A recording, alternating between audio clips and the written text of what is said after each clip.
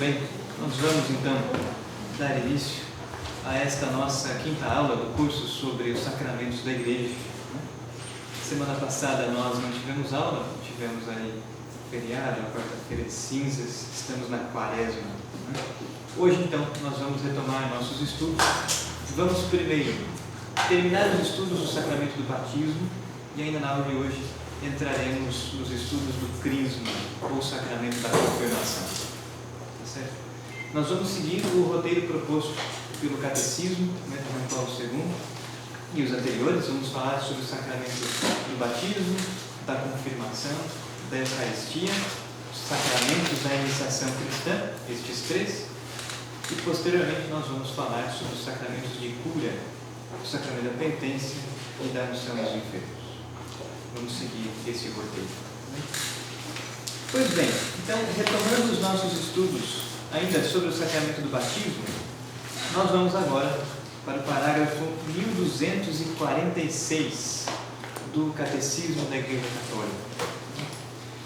Na última aula que tivemos, falávamos sobre o rito, a celebração, as partes do rito da celebração do batismo. Esse texto está entre os parágrafos 1234 a 1245. Nós vamos retomar o parágrafo 1246. Nós não vamos ler tudo até o fim sobre o batismo, vamos pensar alguns parágrafos, alguns textos. Então a pergunta posta aqui é: quem pode receber o batismo? Então, quais são as pessoas que podem ser batizadas?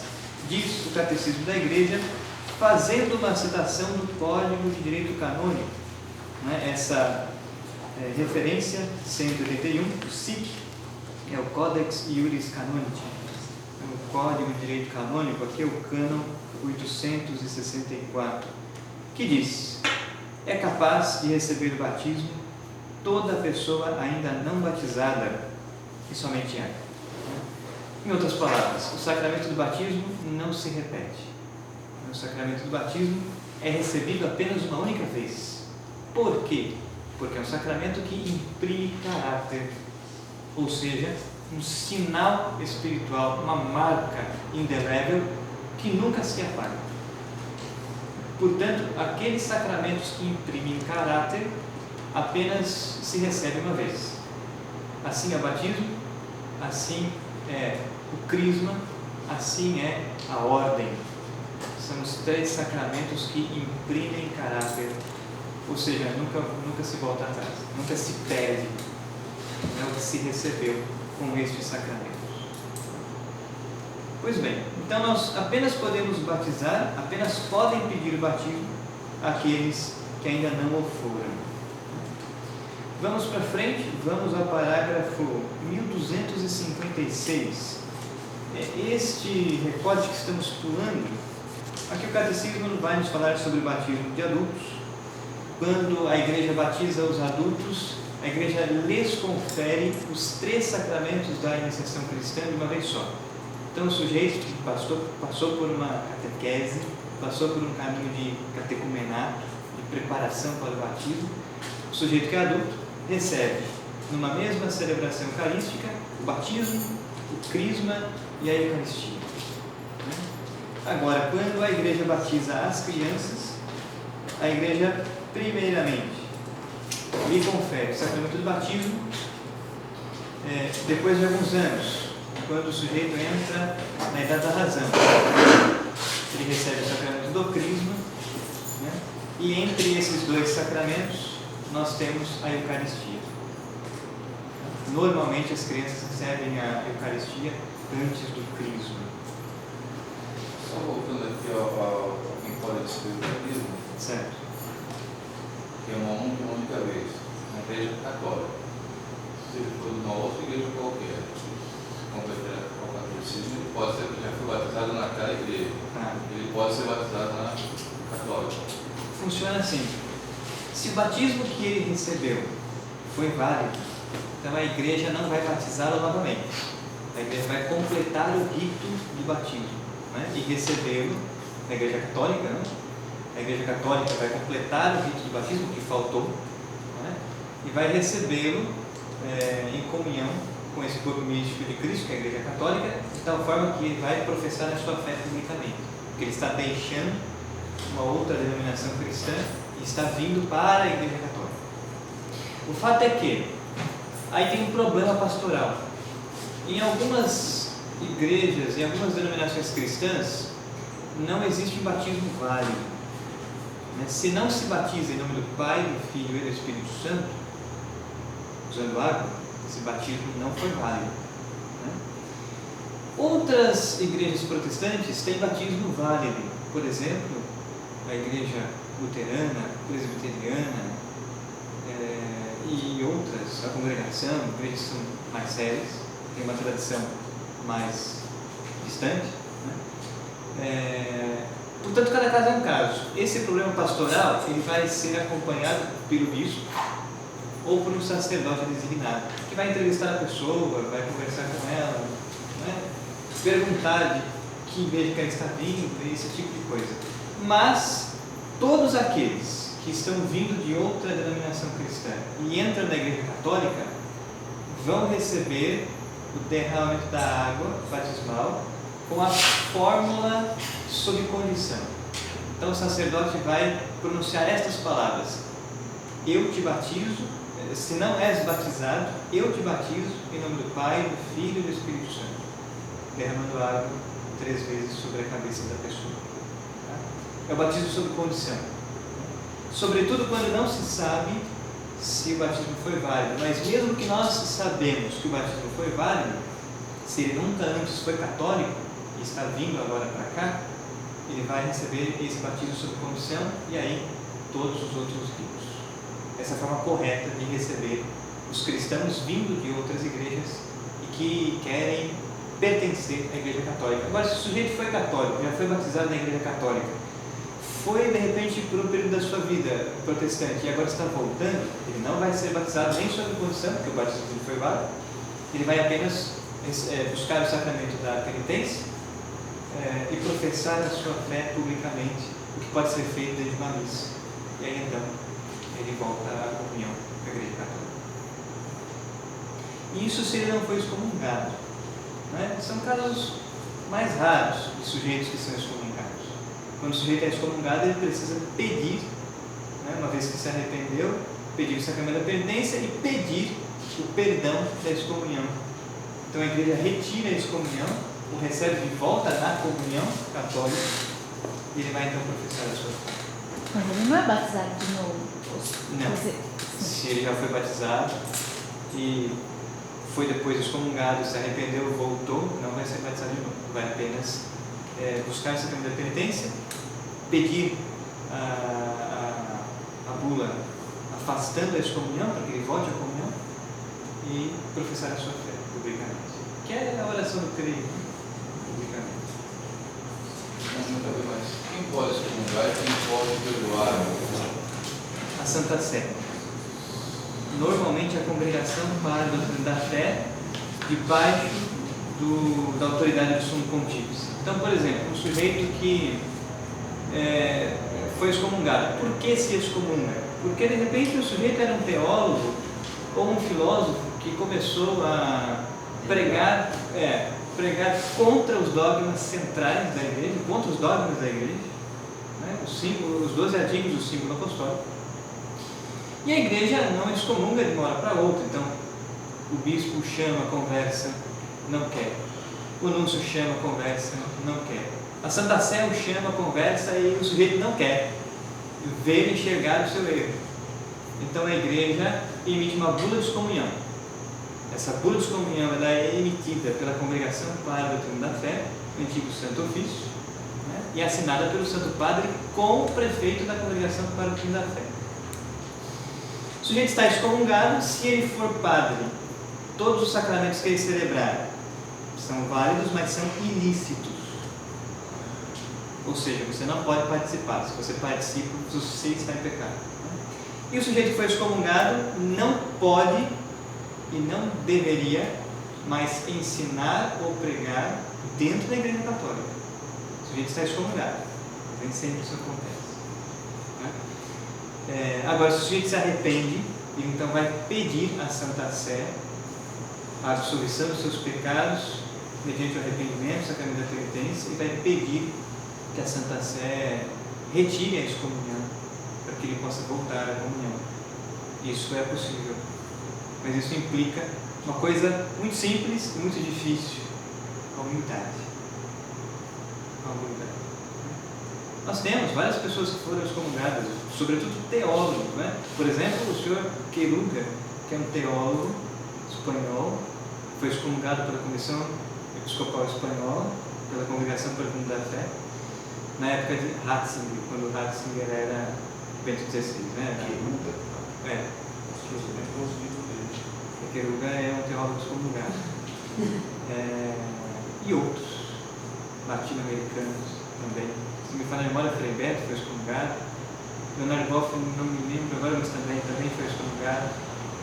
São teólogos que nos seus escritos vão contra os dogmas da igreja, e mesmo que atuem dentro da igreja, a sua atuação é oposta à verdade da fé. Por exemplo, Frei Beto era Frei, é isso? Era Frei. Isso. Padre. Leigos são excomungados? São também, podem ser também. Existe a excomunhão emitida pela Santa Sé e existe a excomunhão lat sententia. Por exemplo, o sujeito que, a mulher no caso, comete um aborto, ou o homem que incita a mulher a cometer um aborto, é excomunhão automática, lat sententia. O sujeito que entra na maçonaria é excomunhão lat sententia, ou seja, excomunhão automática, né? Pelo próprio ato cometido por ele está em excomunhão. Quem professa o socialismo também. Quem professa o socialismo também. Que vota a favor. Quem vota a favor de comunista, socialista, políticos que são comunistas e socialistas são excomungados, é excomunhão lat sententia. Por isso, o caso que repercutiu tanto da Manuela Dávila, que foi comungar com o Haddad, os dois são comunistas, declarados. Foi dada a comunhão para eles na Anima Missa. Isso é sacrilégio. E o padre, como é que fica? E alguns bispos Comete um pecado grave, deve ser afastado. Ele sabe disso? Ele devia saber, né? Deveria saber. E o bispo dele deveria intervir de maneira dura, porque a excomunhão automática, a excomunhão lat sententia. Todos aqueles que comungam em pecado mortal, ou aqueles que comungam em excomunhão, cometem sacrilégio, cometem um pecado ainda maior. Né? Então isso foi um problema enorme, né? Que tendeu-se a ser abafado, mas está aí. É um problema pastoral, é um problema político, é um problema teológico. Tá certo? Essa é a questão da escola. No caso, professor, que a CNBB recebeu uma providência data, como é que fica essa história? Então, receber os candidatos para travar um diálogo ou um debate, isso é uma coisa. Isso tudo bem. Né? Vamos supor, a CNBB, a Aparecida, os canais de televisão ligados à igreja, receberem os candidatos para dialogar, para debater, isso é uma coisa. Né? Agora, apoiá-los, direta ou indiretamente, ajudá-los de qualquer forma, ideológica ou financeira, isso já é outra coisa. Tá certo? Isso já implica em excomunhão lat sententia, uma vez que o sujeito é comunista ou socialista. Se me fala a memória, isso é um texto, a bula de excomunhão para quem é comunista e socialista está no Denzinger, é um documento do magistério da igreja. Se não me fala a memória, foi na época de São Pio X. Foi. Né? Que foi emitida essa bula de excomunhão. 1949. Tá certo? Excomunhão lat sententia. A excomunhão só pode ser retirada pela Santa Sé via bispo diocesano. Muito bem. Vamos então para o parágrafo 1256, onde temos a pergunta: quem pode batizar? Então, quem é o ministro, aquele que ministra o sacramento? Quem pode batizar? Né? Quem pode ministrar o sacramento? Lembrando que, como nos ensina o Concílio Vaticano II, seja a Lumen Gentium, decreto, Constituição sobre a Igreja, seja a Gaudium Spes, que é uma Constituição Pastoral, todos celebramos os sacramentos. Né? Todos celebramos os sacramentos, mas nem todos presidem a celebração do sacramento, porque só preside a celebração do sacramento o ministro ordinário e somente confere o sacramento o ministro ordinário. Então, quem pode conferir o sacramento do batismo? Essa é a pergunta, né? Quem pode ministrar o batismo? Diz então o catecismo: são ministros ordinários do batismo o bispo e o presbítero, e na Igreja Latina também o diácono. Igreja Latina somos nós, né? A Igreja Ocidental, a Igreja de rito latino, a Igreja ligada a Roma. A igreja Oriental é uma expressão para designar muitas vezes as igrejas de ritos distintos ao nosso, mas que estão ligadas à Santa Sé, ou as igrejas ortodoxas. Nós usamos a expressão Igreja Oriental.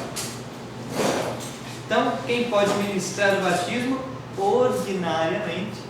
O senhor bispo, o presbítero, o sacerdote, o padre e o diácono. Em caso de necessidade, qualquer pessoa, mesmo não batizada, que tenha a intenção exigida, pode batizar, utilizando a fórmula batismal trinitária. Então veja, os ministros ordinários desse sacramento são estes três: bispo, padre e diácono. O ministro extraordinário desse sacramento é qualquer pessoa, mesmo não batizada, só que ele só pode batizar em caso de risco. Em caso de extrema necessidade, quando a pessoa, por exemplo, sofre risco de morrer, um risco iminente. Então aí sim, qualquer pessoa pode batizar, uma vez que tem água, matéria, uma vez que pronuncia a fórmula, que é a fórmula do sacramento: eu te batizo em nome do Pai, do Filho e do Espírito Santo. Se o sujeito disser eu te batizo em nome do Pai e do Filho e derramar água, esquece, não há sacramento, é inválido. Né? Como lá em Jundiaí, né, surgiu uma igreja que se diz cristã, que eles cultuam o Pai, o Filho e a Avó Rosa. Então, no lugar do Espírito Santo, no lugar do Espírito Santo colocaram a Avó Rosa. Eu não sei porquê, mas eles batizam assim, eles levam isso a sério, eles batizam em nome do Pai, do Filho e da Avó Rosa. Então, isso beira já a loucura. Mas tudo bem, inválido. Tá? Inválido. Só para citar um exemplo. Só para citar um exemplo. Pois é. É hilário, mas é sério. Sim. Vai causar mesmo. Que ponto nós chegamos? E que desvio, né? Porque desviaram justamente do Espírito Santo, né? Justamente. Mas nós temos esse tipo de coisa. Então, é necessário usar a fórmula batismal trinitária. É necessário crer na Santíssima Trindade. E aí nós temos grupos, que eu nem vou usar chamar de igreja. Nós temos grupos, seitas, que se dizem cristãos, mas não creem na Santíssima Trindade. Por exemplo, os Testemunhos de Jeová. Os Testemunhos de Jeová creem que há um único Deus, que Cristo, que Jesus não é Deus, é uma pessoa em quem Deus habita, e que o Espírito Santo não é uma pessoa divina, o Espírito Santo é a força de Deus. O batismo feito por eles não é válido. Então, o sujeito foi testemunho de Jeová a vida inteira e agora quer ser católico, ele precisa ser batizado. E aí nós temos a certeza, ele nunca o foi. É isso. A intenção requerida é querer fazer o que a igreja faz quando batiza. A igreja vê a razão desta possibilidade na vontade salvífica universal de Deus e na necessidade do batismo para a salvação. Então, em caso de risco, de morte iminente, os ministros extraordinários do batismo são todos. Porque a igreja quer conferir essa graça àqueles que ainda não foram batizados. Certo? Muito bem. Na sequência, a necessidade do batismo. O Senhor mesmo afirma que o batismo é necessário para a salvação. também ordenou a seus discípulos que anunciassem o Evangelho e batizassem todas as nações. Então veja, a igreja segue a ordem de Cristo, seu fundador. E Cristo é Deus. Né? Deus e homem. 100% Deus, 100% homem. Né? A igreja segue a ordem dada pelo seu fundador, por Cristo. Né? E batizar todas as nações. Né? Então a igreja, quando anuncia o Evangelho, a igreja, quando batiza, está cumprindo o mandamento divino. O batismo é necessário para a salvação, para aqueles aos quais o Evangelho foi anunciado e que tiveram a possibilidade de pedir este sacramento. Então, o batismo é necessário para a salvação? Sim. O batismo é o único meio pelo qual a igreja conhece a possibilidade da salvação. Nos foi revelado por Deus um único caminho para que sejamos salvos. Deus nos revelou um único caminho. Tá certo? Há outros, não sei, Deus o sabe. Né? A nós, a igreja, só foi revelado um caminho para a salvação: Cristo. Eu sou o caminho, a verdade e a vida. O batismo, a graça batismal. A igreja não conhece outro meio senão o batismo para garantir a entrada na bem-aventurança eterna. É por isso que cuida de não negligenciar a missão que recebeu do Senhor de fazer renascer da água e do Espírito todos aqueles que podem ser batizados. Deus vinculou a salvação ao sacramento do batismo, mas Ele mesmo não está vinculado a seus sacramentos. Então, o que isso quer dizer? Ora, a igreja conhece o único caminho para a salvação, o batismo, Cristo. A igreja cumpre o mandamento de Cristo de anunciar o Evangelho e de batizar. Portanto, é garantia de salvação o sacramento do batismo. Não que aqueles que são batizados depois não possam cultivar uma vida de pecado mortal e irem para o inferno. Isso pode acontecer. Mas se forem batizados, tem mais chances de serem salvos, porque receberam a graça de Deus. E se perderem o estado de graça, podem retornar a ela pelo sacramento da penitência. Mas são filhos de Deus, são enxertados no corpo místico de Cristo, que é a igreja. Portanto, Deus revelou à igreja o único caminho de salvação: Cristo, o batismo. E essa última frase precisa ser bem entendida. Deus vinculou a salvação ao sacramento do batismo, mas Ele mesmo não está vinculado aos seus sacramentos. Então, aí cabe a pergunta: existe graça fora da igreja? Existe. Mas a plenitude da graça, a plenitude dos bens espirituais que nós podemos fruir para que sejamos salvos, só está na Igreja Católica. Portanto, se Deus revelou à igreja que existe um caminho de salvação e esse é Cristo, é o batismo, não vamos arriscar. Deus, por ser onipotente, pode salvar por outros caminhos, mas nós não conhecemos. Entende? Nós sabemos que Deus pode salvar em Cristo, pelo batismo, e por isso nós não podemos negligenciar isso. Quer seja aqueles que se convertem, quer seja os nossos filhos. Tá certo? Mas a graça, no caso, a graça fora dos sacramentos é para quem não tem o conhecimento. Por exemplo, tem aquela frase que fala: quem muito é dado, muito é cobrado. Eu, por exemplo, que conheço, sim, eu tenho mais ou menos a obrigação de procurar a graça através dos sacramentos. Perfeito. Porém, a pessoa que ignora, ela pode receber a graça. Seria isso? Não só, não exatamente. Por exemplo, um sujeito que é batizado na igreja presbiteriana. O sacramento foi válido? Sim. Deus lhe deu a graça? Sim. Entende? Só que essa é a plenitude da vida da graça? Não. O sujeito que está na igreja presbiteriana, por exemplo, pode ser salvo? Pode.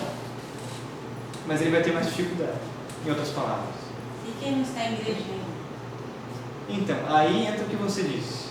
Porque o sujeito pode estar em nenhuma igreja ou pode estar em uma seita, pode estar em uma falsa doutrina, por ignorância. Não é? Deus olha para isso na hora de julgar a pessoa. Tá?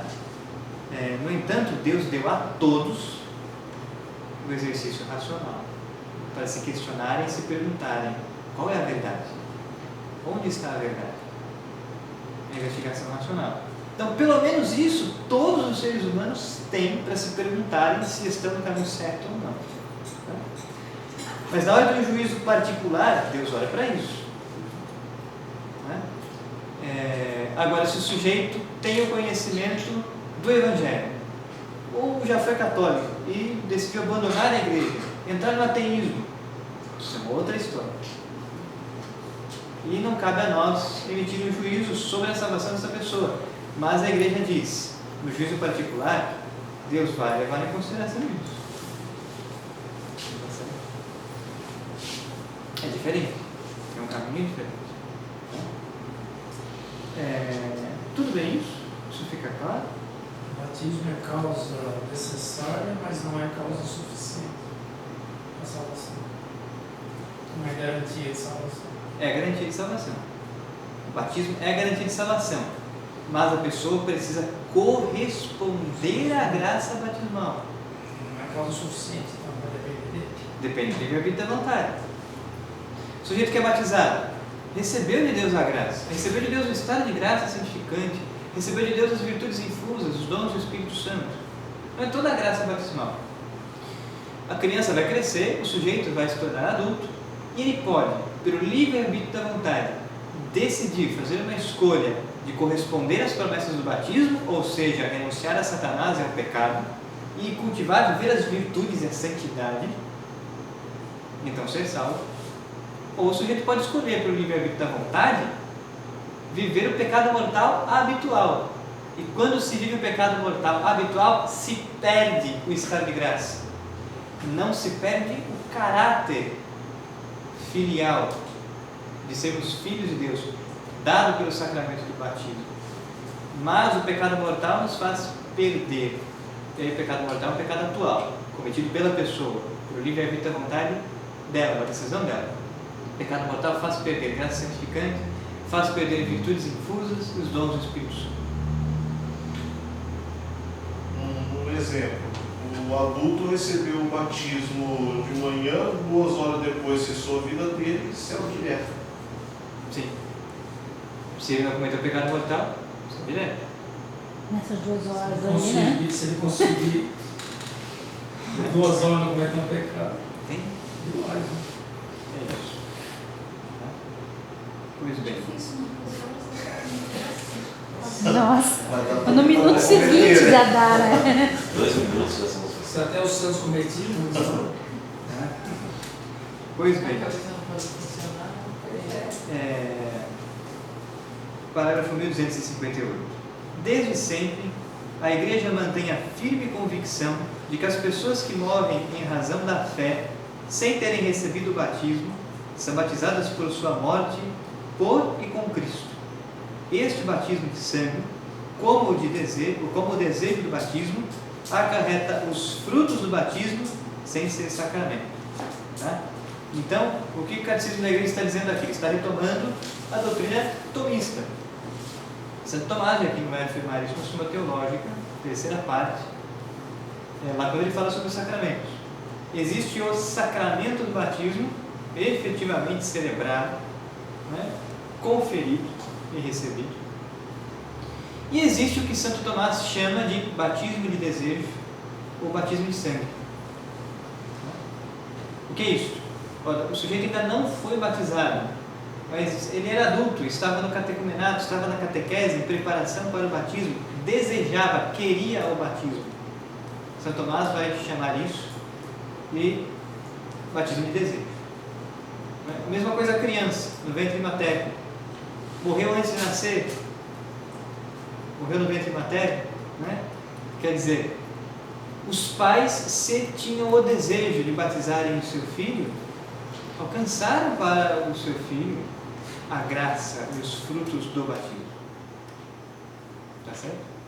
A mesma coisa quem é martirizado antes de ser batizado. É o que Santo Tomás chama de batismo de sangue. Morreu por causa de Cristo. Foi martirizado por causa de Cristo. Professou a sua fé. É válido como um batismo, como um sacramento efetivamente celebrado. Certo? Para os catecúmenos que morrem antes de seu batismo, seu desejo explícito de recebê-lo, juntamente com o arrependimento de seus pecados e a caridade, garante-lhes a salvação que não puderam receber pelo sacramento. O que acabamos de dizer. Por quê? Ora, porque Deus está acima da lei. Entenda o que eu quero dizer. Não é? Deus, o seu amor e a sua misericórdia, Ele que sonda os corações, Deus não depende da lei. Deus está acima dela. Mas Deus nos deu a lei, a nova lei, o Novo Testamento, que completa o Antigo, para que pudéssemos ter uma vida regrada enquanto igreja. Então, se podemos, se temos a possibilidade e o tempo necessário para recorrer ao sacramento do batismo e não o fazemos, temos uma culpa aqui. Agora, se não teve tempo hábil suficiente para que o catecúmeno fosse batizado, por exemplo, ora, Deus, que é amor e infinita misericórdia, que sonda os corações, conhece a intenção. Então Deus olha para as nossas intenções. Deus olha para dentro de nós, para a nossa vida interior. E de novo retornamos a ela. Né? A vida interior é aquilo que o Padre Garrigou Lagrange diz ser a única coisa necessária. A coisa mais fundamental, ou seja, a nossa vida com Deus. O diálogo interior com Deus, a oração. A vida com Deus. A vida interior.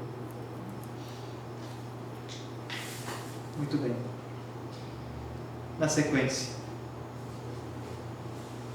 Sendo que Cristo morreu por todos e que a vocação última do homem é realmente uma só, a saber, divina, devemos sustentar que o Espírito Santo oferece a todos, sob forma que só Deus conhece, a possibilidade de se associarem ao mistério pascal. Todo homem que, desconhecendo o Evangelho de Cristo e sua Igreja, procura a verdade e pratica a vontade de Deus, segundo o seu conhecimento dela, pode ser salvo. Pode-se supor que tais pessoas teriam desejado explicitamente o batismo se tivessem tido conhecimento da necessidade dele. Então veja aquilo que há pouco dizíamos. Deus, somente Deus, é capaz de sondar os corações e conhecer as intenções do coração das pessoas. Nós não conseguimos sondar os corações. Talvez o Padre Pio, porque tinha um dom místico extraordinário, conseguisse, né? Mas nós não. É aqui que entra aquela coisa de não julgar o próximo. Né? Nós podemos emitir um juízo sobre as atitudes, mas nós não podemos emitir um juízo sobre a salvação da pessoa, porque isso cabe a Deus. Nós podemos afirmar e emitir um juízo: olha, tais atitudes são pecados mortais, tais atitudes são virtudes. Entende? Uma postura correta é uma postura errada. Nós podemos e devemos emitir juízos sobre isso. Agora, nós não devemos emitir um juízo sobre a salvação das pessoas, porque isso cabe a Deus. Nós podemos afirmar: olha, você está no pecado mortal, você está trilhando um caminho de inferno. Se você perseverar no pecado mortal até o final de sua vida, você tem grandes chances de ir para o inferno. Da mesma forma, nós podemos afirmar: olha, se nós cultivarmos as virtudes e alcançarmos virtudes heróicas, nós podemos entrar no céu direto, né, depois da nossa morte. São santos. E a igreja emite um juízo sobre os que estão no céu. A igreja os canoniza, são santos. Mas a igreja nunca emite um juízo sobre os que estão no inferno. Entende? Da mesma forma que fala sobre os santos. O sujeito que comete suicídio, que tirou a própria vida, entre a ação e a morte, tem um tempo aqui. esse sujeito se arrependeu nesse meio tempo. Então, emitir um juízo sobre a salvação das pessoas, isso cabe a Deus, em última instância. Mas a igreja, por exemplo, no caso de um suicídio, não pode celebrar a iniciativa do presidente, essas coisas, não é? Antes não se celebrava, hoje se celebra. Ninguém pode afirmar a alma desse sujeito está no céu. Nós não sabemos, mas nós podemos e devemos rezar pela alma dessa pessoa, sobretudo porque pode ser que seja no purgatório e precise das nossas orações. Meu primo se suicidou em situação de doença, no transtorno bipolar. Eu dava encontro de crisma, toda a família veio conversar, cresce justamente essa questão, né? Se ia para o inferno ou não, né? Eu compete a Deus. Exatamente. É uma situação muito difícil. Até eu tinha até esse pensamento que a pessoa se suicidou. Então é isso que o Catecismo está dizendo nesse parágrafo 1260. Volto a dizer, a Igreja tem como verdade revelada por Deus o único caminho de salvação, Cristo, o sacramento do batismo. A Igreja só conhece esse caminho para a salvação. Mas isso não quer dizer que exista só esse caminho. Deus pode conhecer caminhos para salvar as almas que nós não conhecemos. Né? Mas todos esses caminhos têm Cristo, e os méritos de Cristo, né, pelo seu mistério pascal, paixão, morte e ressurreição, os méritos conquistados por Cristo em sua Páscoa, são esses os méritos aplicados para a salvação das almas. Então, mesmo aqueles que não conhecem o cristianismo, mesmo aqueles que estão, sei lá, nos confins da China e são budistas, que não conhecem a Cristo, se forem salvos, serão salvos pelos méritos de Cristo. Né? E é isso que o Catecismo da Igreja está dizendo. É o que também Santo Wittgenstein afirma. Todo homem que está à procura da verdade está, em última instância, à procura de Deus. Então, é isso que o Catecismo está afirmando. Todo homem que, desconhecendo o Evangelho de Cristo e sua Igreja, procura a verdade e pratica a vontade de Deus segundo o seu conhecimento dela, pode ser salvo. Pode-se supor que tais pessoas teriam desejado explicitamente o batismo se tivessem tido conhecimento da necessidade dele. Então, um coração reto. Tá? Mas não é por causa disso que a Igreja vai negligenciar a sua missão apostólica de anunciar o Evangelho. Né? Nós precisamos anunciar o Evangelho. Nós precisamos levar as pessoas a conhecerem a Cristo e, portanto, desejarem o batismo. Explicitamente. Tudo isso. Pois bem. Quanto às crianças mortas sem batismo, a Igreja só pode confiá-las à misericórdia de Deus, como o faz no rito das exéquias por elas. Com efeito, a grande misericórdia de Deus, que quer que todos os homens se salvem, e a ternura de Jesus para com as crianças, que o levou a dizer: deixai as crianças virem a mim, não as impeçais, nos permitem esperar que haja um caminho de salvação para as crianças mortas sem batismo. Eis porque é tão premente o apelo da Igreja de não impedir as crianças de virem a Cristo pelo dom do santo batismo. É o mesmo caso. As crianças mortas sem batismo, ou as crianças mortas ainda na gestação, né, um aborto natural, né, por exemplo, essas crianças estão no céu, estão no inferno, estão aonde? Nós não sabemos. A Igreja só pode confiá-las à infinita misericórdia de Deus. A Igreja pode inferir que pela misericórdia divina, pelo amor que Cristo tinha às crianças, deve existir um caminho de salvação para elas, mas nós não conhecemos. Então, o que a Igreja faz? Reza por elas e as confia na misericórdia de Deus. Tá certo? É isso. 1262. A graça do batismo. Vamos lá. Já falamos um pouco sobre isso quando nós citamos os efeitos do sacramento do batismo. Nós vamos pontuar ainda mais algumas coisas. Este trecho que vamos ler agora talvez seja o mais importante, porque é o trecho que nos dá a teologia. É o trecho do catecismo que vai nos falar sobre os efeitos da graça conferida pelo sacramento do batismo. Ou seja, o porquê nós batizamos. Os diferentes efeitos do batismo são significados pelos elementos sensíveis do rito sacramental. O mergulho na água faz apelo ao simbolismo da morte e da purificação, mas também da regeneração e da renovação. Os dois efeitos principais são, pois, a purificação dos pecados e o novo nascimento no Espírito Santo. Então, o sacramento do batismo, aquilo que já falamos nas primeiras aulas sobre o batismo, o sacramento do batismo retira, absolve a culpa original e a culpa dos pecados atuais, se existem, arranca as penas eternas e temporais desses pecados, nos confere novo nascimento, nos torna filhos de Deus, nos dá o Espírito Santo. Pelo batismo, todos os pecados são perdoados. O pecado original e todos os pecados pessoais, que em São Pio X, no Catecismo de São Pio X, é chamado pecados atuais, os cometidos pelo livre-arbítrio. Bem como todas as penas do pecado. Aqui é uma citação também do Denzinger. E está bem explícito, bem claro. Essa é a graça do sacramento do batismo. Todos os pecados são perdoados, o original e os pecados pessoais, os pecados atuais, bem como todas as penas do pecado.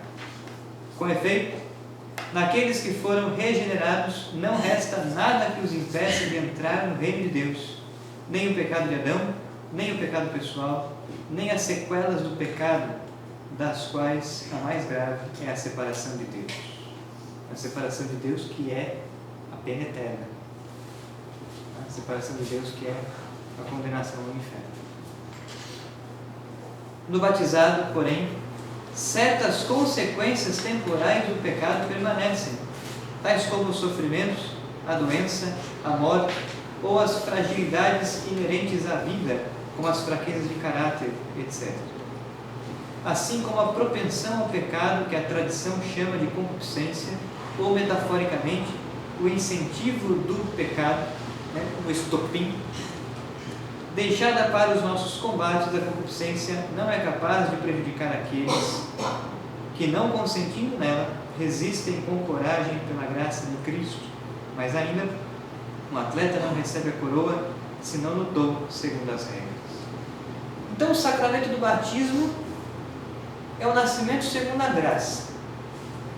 É uma regeneração da nossa natureza pela graça divina. Mas existe uma ferida da natureza que o sacramento do batismo não retira. Qual é esta? A concupiscência.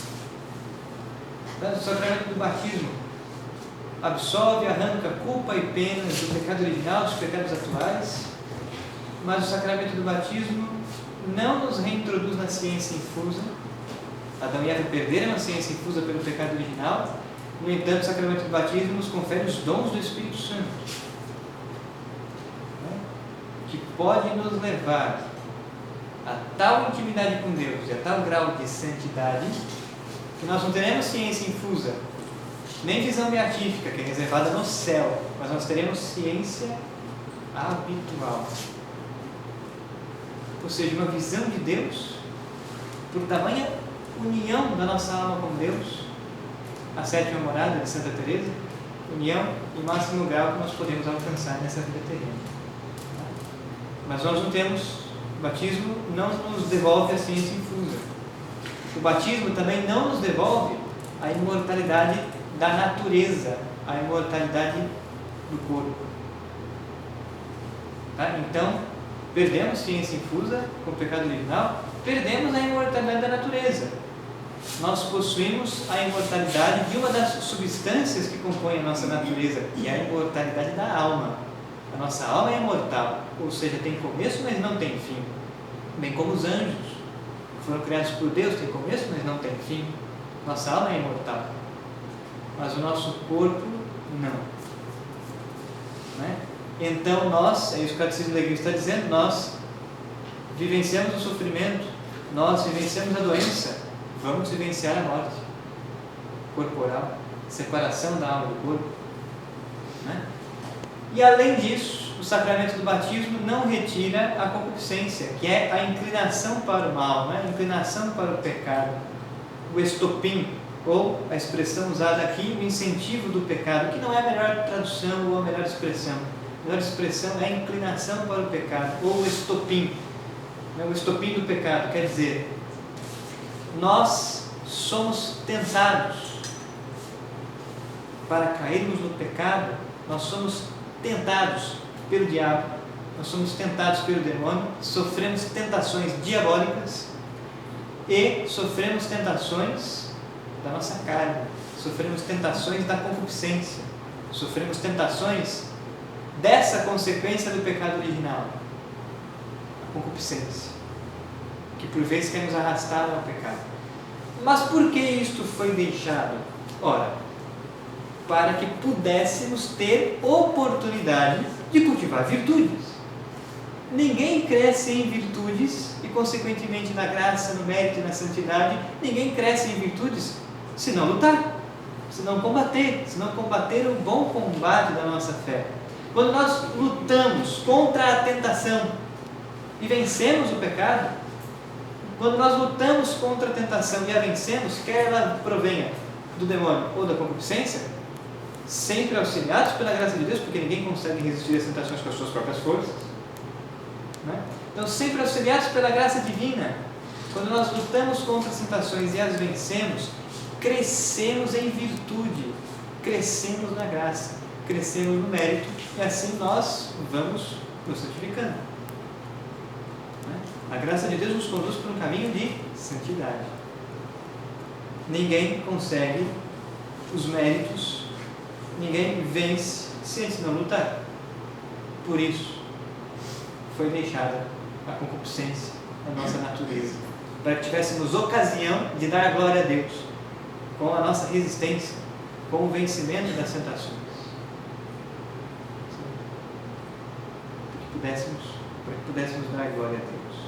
Veja, o próprio Verbo encarnado, Cristo, foi o evangelho que nós lemos nesse primeiro domingo da Quaresma. Cristo foi ao deserto ser tentado. Né? É claro que Cristo não foi tentado por concupiscência. Cristo foi tentado pelo demônio. Mas em Cristo havia sofrimento. Em Cristo, Cristo vivenciou a morte. Né? Porque tomou a natureza humana da descendência de Adão. Então, se a cabeça da igreja foi tentada, ora, esse é o nosso caminho, seremos tentados. Isso pode ser bom ou pode ser ruim. Pode ser bom quando nós vencemos as tentações, e assim crescemos na perfeição, na santidade. Pode ser ruim quando nós caímos nas tentações, ou, para usar a expressão do Evangelho, entramos em tentação e pecamos, porque perdemos o estado de graça. Perdemos a comunhão com Deus, então isso é ruim. Muito bem. Uma criatura nova. O batismo não somente purifica de todos os pecados, mas também faz do neófito uma criatura nova. Né? O neófito é a expressão usada para designar o recém-batizado. Tá? Neófito. Fazer uma criatura nova, um filho adotivo de Deus, que se tornou participante da natureza divina, membro de Cristo e co-herdeiro com Ele, templo do Espírito Santo. Então, veja, aqui nós temos a descrição de vários efeitos do batismo. Tá? O sacramento do batismo nos faz uma criatura nova, que nos confere estado de graça santificante, nos faz filho adotivo de Deus, nos torna filhos no Filho Cristo Jesus. Nos faz participantes da natureza divina, porque nos une a Deus. Nos torna membros de Cristo, do corpo místico de Cristo, que é a igreja, co-herdeiros com Cristo, uma regra que vale para todas as cenas do Evangelho. O que Cristo viveu e o que Ele passou, nós viveremos e nós passaremos. Cristo é o modelo perfeito de ser humano. Entende? Se Cristo foi tentado, nós o seremos. Se Cristo desceu para ser batizado, nós precisamos do batismo. Se Deus lhe concedeu o Espírito Santo, é porque Deus também concede a nós o Espírito Santo. Se Cristo passou pelo sofrimento, e o sentido que Cristo deu ao seu sofrimento, nós vamos passar pelo sofrimento e somos chamados a vivê-lo como Cristo viveu. Se Cristo morreu, nós também morreremos. Se Cristo ressuscitou, nós também ressuscitaremos. Essa é a regra de ouro. O que Ele viveu e passou, nós também passaremos. O que a cabeça viveu, o corpo místico viverá. Se Cristo reencarnou, nós também vamos reencarnar. Né? Coisa que nunca aconteceu. Não acontecerá. Nem acontecerá, nem há possibilidade de acontecer. Não há reencarnação. Já faz, professor, porque a cabeça. O que a cabeça viveu, o corpo místico, que é a igreja, também viverá. Ele viu Maria para ela morrer também. Se Maria foi sua mãe, Maria foi mãe da igreja, na ordem da graça. Né? Tudo isso. Então, filhos de Deus, no Filho Cristo Jesus, membros de Cristo, coerdeiros com Ele, templos do Espírito Santo. A Santíssima Trindade dá ao batizado a graça santificante, a graça da justificação, a qual torna-o capaz de crer em Deus, de esperar nele e de amá-lo por meio das virtudes teologais. Concede-lhe o poder de viver e agir sob a moção do Espírito Santo por seus dons.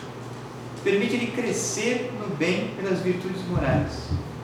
Então veja, o sacramento do batismo nos confere virtudes teologais, virtudes morais, as virtudes infusas, virtudes teologais, fé, caridade e esperança, virtudes morais, né? Sobretudo prudência, justiça, fortaleza, temperança.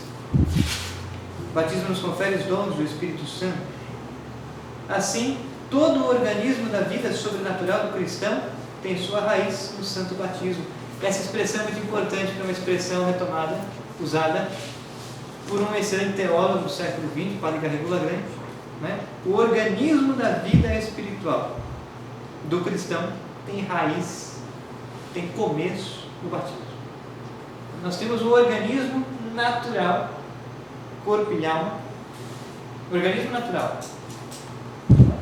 Nós temos funções, potências vegetativas, sensitivas, intelectivas. Temos uma natureza. O sacramento do batismo é o início de um organismo sobrenatural. A ação da graça de Deus em nós, né? Para nos santificar. Pois bem, o batismo faz-nos membros do corpo de Cristo, somos membros uns dos outros. O batismo incorpora a igreja. Das fontes batismais nasce o único povo de Deus, da nova aliança, que supera todos os limites naturais ou humanos, das nações, das culturas, das raças e dos sexos. Fomos todos batizados num só Espírito para sermos um só povo. Então, a igreja de Cristo está espalhada pelo mundo inteiro. Né? Pelo batismo somos todos irmãos. Somos irmãos em Cristo Jesus. Não importa raça, cor, condição, de onde veio, de onde vai. Se somos batizados, somos todos irmãos em Cristo. Os batizados tornaram-se pedras vivas para a construção de um edifício espiritual para um sacerdócio santo. Pelo batismo, participam do sacerdócio de Cristo, de sua missão profética e régia.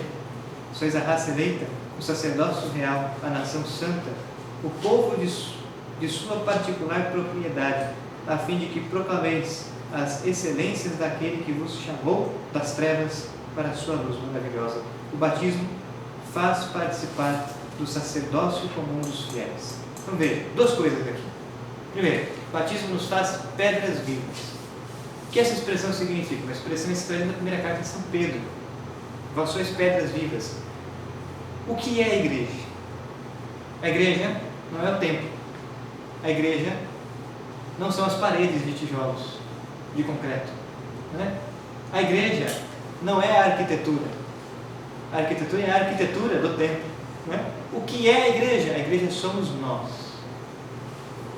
A igreja são as pessoas. a igreja é composta de pedras vivas. Nós compomos o edifício espiritual, o corpo místico de Cristo, que é a igreja. E a segunda coisa, o batismo nos faz sacerdotes, profetas e reis.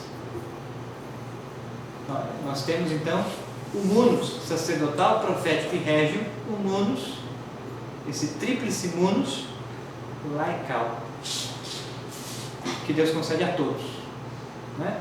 Então, o padre, ele é um sacerdote ministerial, mas nós todos possuímos o sacerdócio de Cristo, o sacerdócio laical. Por quê? Porque da mesma maneira que Cristo, o único sumo pontífice, né? Na objetividade mais concreta dessa expressão, Cristo é sacerdote por quê? Porque ele se oferece como vítima de expiação pelos nossos pecados. O padre é sacerdote por quê? Porque ele oferece o sacrifício incruento do corpo e sangue de Cristo em cada celebração eucarística e se oferece em sacrifício. Por isso, o padre, ele é chamado pelo direito canônico de presbítero, enquanto ele é responsável por uma paróquia. Ele tem um cargo administrativo. Presbítero é cargo administrativo. Mas além de ser presbítero, o padre é sacerdote. E o sacerdote é mais importante que o presbítero. Porque se o presbítero administra a paróquia, o sacerdote administra os sacramentos e oferece a sua vida em sacrifício. E o nosso sacerdócio laical, o que ele significa? Significa que, com Cristo, todos nós oferecemos a nossa vida em sacrifício a Deus. No nosso sofrimento, nas nossas dificuldades, na nossa vocação, no nosso estado de vida, oferecemos a Deus em sacrifício a nossa vida quando renunciamos ao pecado e vivemos a virtude. Sacerdócio. Estamos oferecendo a Deus um sacrifício, o sacrifício da nossa vida. Somos reis. Por quê? Porque reinamos com Cristo no reino de Deus. E o nosso reino não é deste mundo. Como Cristo dizia a Pilatos: o meu reino não é deste mundo. Se o meu reino fosse deste mundo, os meus soldados estariam aqui lutando. Mas o meu reino não é daqui. Né? Ora, o reino de Deus, a plenitude do reino de Deus é na Jerusalém Celeste, é no céu, e lá está a nossa recompensa. A nossa recompensa não está aqui, nessa vida terrena, estamos aqui de passagem. O reino de Deus não vai se cumprir plenamente aqui. O reino de Deus irrompe nesse mundo.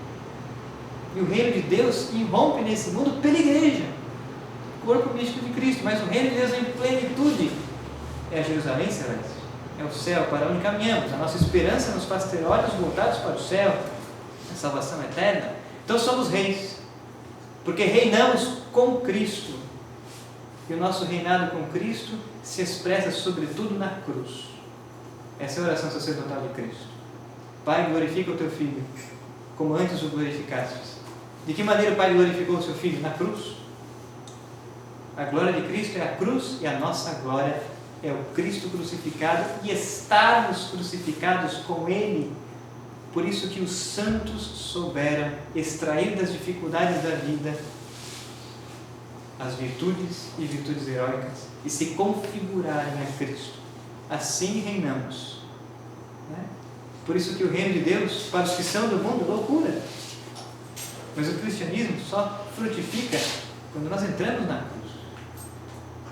Somos sacerdotes, somos reis, somos profetas. Porque a nossa vida deve anunciar a Cristo com atitudes concretas. Que a nossa boca, a nossa voz deve anunciar a verdade do Evangelho, custe o que custar. Somos profetas. Trabalhamos pela salvação das almas, pela glória de Deus. Não era a segunda leitura da nossa liturgia dominical do primeiro domingo da Quaresma? Se com a boca confessares e com o coração creres. Somos profetas. Somos profetas. Feito membro da igreja, o batizado não pertence mais a si mesmo, mas àquele que morreu e ressuscitou por nós. Logo, é chamado a submeter-se aos outros, a servi-los na comunhão da igreja, a ser obediente e dócil aos chefes da igreja e a considerá-los com respeito e afeição. Então veja, Deus ama uma virtude que é uma virtude que Santa Catarina de Sena chamava de medula da nossa vida espiritual. E essa virtude é a obediência. Quando nós vemos a virtude da obediência a Deus, aos seus mandamentos, quando nós vemos a obediência a Deus mediante a autoridade da igreja. Então Deus olha para nós e enxerga em nós o Cristo, porque Ele foi obediente até a morte de cruz. Obediência, afeição, amor aos chefes da igreja. Em outras palavras, nós devemos amar, né? O Santo Padre, o Papa, nós devemos amar o colégio episcopal, os cardeais, os bispos, nós devemos amar os padres, nós devemos amar a vida religiosa, nós devemos amar o nosso próximo uns aos outros, que somos igreja. Né? Amar é, sobretudo, rezar e trabalhar pela salvação dessas pessoas. Agora, quando uma autoridade da igreja, seja ele padre, bispo ou papa, fala contra a verdade da fé, nós temos o dever de exortar, alertar, e isso é amor, porque isso é reconduzir o irmão à verdade, quer ele seja leigo como nós, quer ele seja padre, quer ele seja diácono, quer ele seja bispo, quer ele seja o que for. Né? Exortar para reconduzir o irmão à verdade é amar. É tarefa nossa também. Assim como o batismo é a fonte de responsabilidades e de deveres, o batizado também goza de direitos dentro da igreja, de receber os sacramentos, de ser alimentado com a palavra de Deus e de ser sustentado pelos outros auxílios espirituais da igreja. Tornados filhos de Deus pela regeneração batismal, os batizados são obrigados a professar diante dos homens a fé que pela igreja receberam de Deus e a participar da atividade apostólica e missionária do povo de Deus. Em outras palavras, somos profetas. Devemos anunciar, pregar a verdade com a vida e com a voz. E esse é o munus profético que recebemos pelo batismo. Pois bem, o batismo constitui o fundamento da comunhão entre todos os cristãos, também com os que ainda não estão em comunhão plena com a Igreja Católica. Com efeito, aqueles que creem em Cristo e foram validamente batizados acham-se em certa comunhão, embora não perfeita, com a Igreja Católica. Então, aqueles nossos irmãos, os protestantes, os nossos irmãos separados, que foram validamente batizados, são nossos irmãos, mesmo que não se achem em plena comunhão, em comunhão perfeita conosco. Mas são irmãos em Cristo. O que devemos fazer então? Rezar por eles, sobretudo, para que eles regressem à única casa. E aqui nós entendemos aquela expressão usada pelo Lumen Gentium no Vaticano II, a Igreja Católica subsiste na Igreja de Cristo. O que significa? Que a Igreja de Cristo é maior e mais ampla do que a Igreja Católica, mas a Igreja Católica subsiste, ou seja, existe por si mesma. A Igreja Católica é a única igreja fundada por Cristo e a única que subsiste por si mesma, porque todas as outras igrejas cristãs dependem da Igreja Católica, na medida que receberam da Igreja Católica Bíblia, ritos, doutrina, história. Entendemos? Então somos irmãos, mesmo que não tenhamos uma comunhão plena. Justificados pela fé do batismo, são incorporados a Cristo, estes nossos irmãos separados. E por isso, com razão, são honrados com o nome de cristãos e merecidamente reconhecidos pelos filhos da Igreja Católica como irmãos do Senhor. O batismo, pois, constitui o vínculo sacramental da unidade, que liga todos os que foram regenerados por Ele. Enfim, um sinal espiritual indelével. Incorporados em Cristo pelo batismo, incorporados é uma palavra tão estranha, né? O que isso significa? Olha, isso significa que nós estamos ligados em comunhão com Cristo, fazemos comunhão, fazemos parte do corpo místico de Cristo, que é a igreja, pelo batismo. O batizado é configurado a Cristo. O batismo sela o cristão como sinal espiritual indelével, caráter de sua pertença a Cristo. Pecado algum apaga esta marca, se bem que possa impedir o batismo de produzir frutos de salvação. É o que acontece com o pecado mortal. O pecado mortal impede que o batismo possa produzir frutos de salvação. Dado uma vez por todas, o batismo não pode ser reiterado. Incorporados à igreja pelo batismo, os fiéis recebem o caráter sacramental que os consagra para o culto religioso cristão. O selo batismal capacita e compromete os cristãos a servirem a Deus em uma participação viva na sagrada liturgia da igreja e a exercerem seu sacerdócio batismal pelo testemunho de uma vida santa e de uma caridade eficaz. O selo do Senhor, Dominicus Caracter, é o selo com o qual o Espírito Santo nos marcou para o dia da redenção. O batismo, com efeito, é o selo da vida eterna. E veja, este selo, este caráter impresso pelos sacramentos do batismo, do crisma e da ordem, equivale, foi prefigurado pelo selo e pela marca que os hebreus fizeram na porta da frente de suas casas com o sangue do Cordeiro Pascal. Lembram-se disso? Quer dizer, quando o povo de Deus estava para ser liberto da escravidão por Moisés, a última das pragas era a morte do primogênito. O que Deus ordena então ao seu povo eleito? Que escolhesse um cordeiro macho, que o sacrificasse, que o imolasse, e que com o sangue do cordeiro marcasse as portas das casas. E o anjo exterminador nada faria contra aquelas famílias, aquelas Essa casas. marca era uma cruz? Era. Já era uma... Tudo isso é prefiguração do Cordeiro de Deus que tira o pecado do mundo, que é Cristo. A vítima pascal, por excelência. Essa marca feita, então, no frontispício da casa, na porta da frente, essa marca é uma prefiguração da marca espiritual. Como os judeus não acreditam? Caráter impresso pelos sacramentos. Pois bem, o batismo com efeito é o selo da vida eterna. O fiel que tiver guardado o selo. Guardar o selo batismal significa o quê? Corresponder às promessas batismais. Renunciar ao pecado, viver a fé. O fiel que tiver guardado o selo, portanto, até o fim, isto é, que tiver permanecido fiel às exigências do seu batismo, poderá caminhar, marcado pelo sinal da fé, com a fé de seu batismo, à espera da visão feliz de Deus, consumação da fé e na esperança da ressurreição. Portanto, aquele que viver segundo o seu batismo entrará no céu, em outras palavras. Entrará na Jerusalém celeste, terá a visão beatífica, na glória eterna. Amém.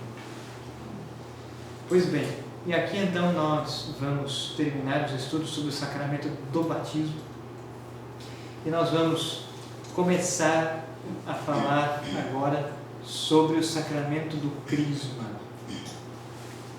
ou sacramento da confirmação. São os dois nomes que podemos usar para designar este segundo sacramento da iniciação cristã, seguindo aí a sequência proposta pelo próprio catecismo. Então falamos agora sobre o sacramento da confirmação ou sacramento do crisma. Vamos falar primeiro sobre a natureza deste sacramento, depois vamos falar sobre os fundamentos bíblicos, vamos citar dois, dentre os vários que poderíamos citar.